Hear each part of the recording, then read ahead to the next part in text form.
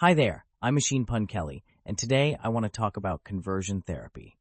With the Supreme Court deciding to reopen the matter by hearing a case from Colorado, it's important that we delve back into it.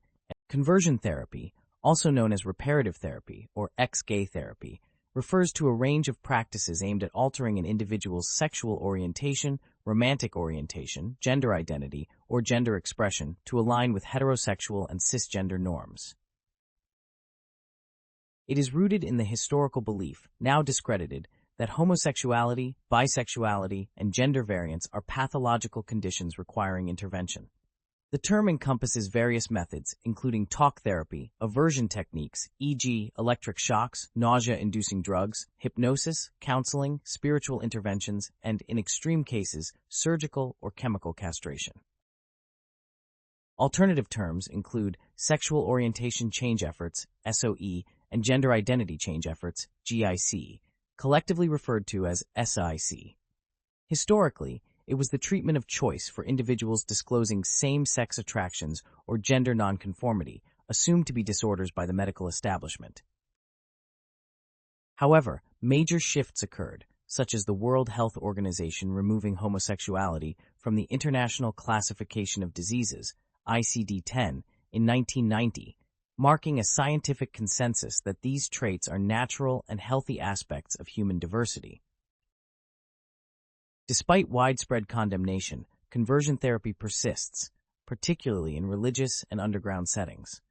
A 2023 report by the Trevor Project, titled "It's Still Happening," identified practitioners across 48 U.S. states and Washington, D.C., including some with active professional licenses, underscoring its ongoing presence. The UK's National LGBT Survey, 2018, found that 7% of LGBT+ people had been offered or undergone it, with trans respondents nearly twice as likely, 13%, to experience it. Recent news, such as the UK government's planned Conversion Practices Bill for England and Wales in 2024, reflects ongoing efforts to ban it, though debates continue over its impact on professionals supporting gender exploration. The methods vary widely from psychotherapy, the most common, to behavioral, cognitive, or faith-based approaches. Some practices, like inducing vomiting or corrective rape, are particularly violent and abusive, often delivered by faith groups, healthcare providers, or family members. A 2021 UK government assessment noted similarities in practices for sexual orientation and gender identity change efforts, often involving pseudoscientific counseling or religious rituals. The lack of accredited training and ethical standards, especially in faith-based settings, exacerbates the risk of harm. Research consistently shows conversion therapy is ineffective at changing sexual orientation or gender identity.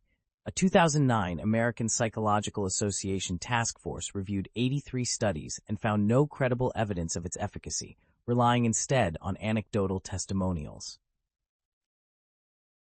The UK's 2021 evidence assessment confirmed no robust evidence supports its therapeutic aim, with reported benefits, such as social support, achievable through affirmative, less harmful approaches.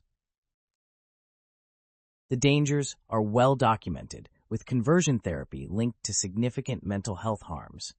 A 2020 study by the Trevor Project found LGBT youth subjected to it were more than twice as likely to attempt suicide compared to those who weren't.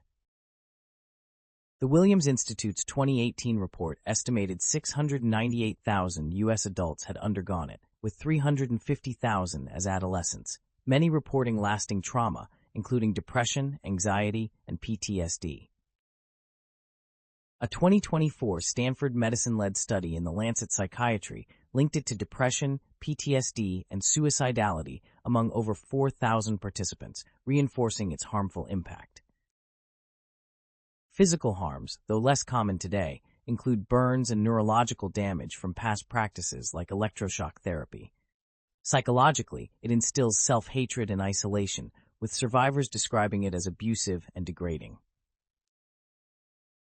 Violating human rights under frameworks like Article 3 of the European Convention on Human Rights.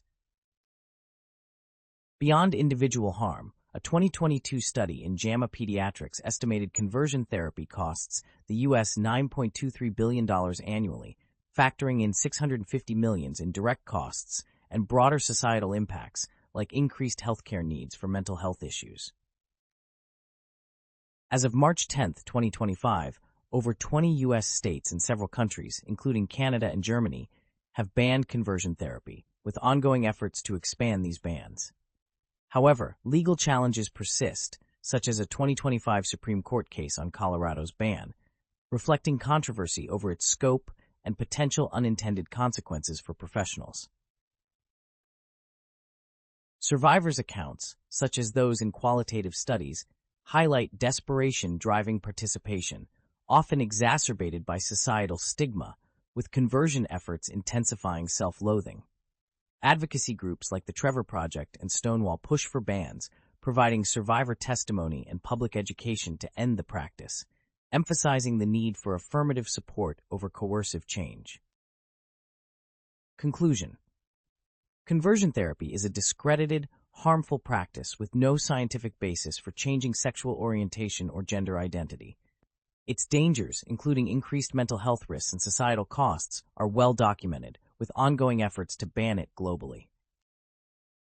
This analysis underscores the need for affirmative, supportive approaches to foster healthy identity development, aligning with current medical and human rights standards.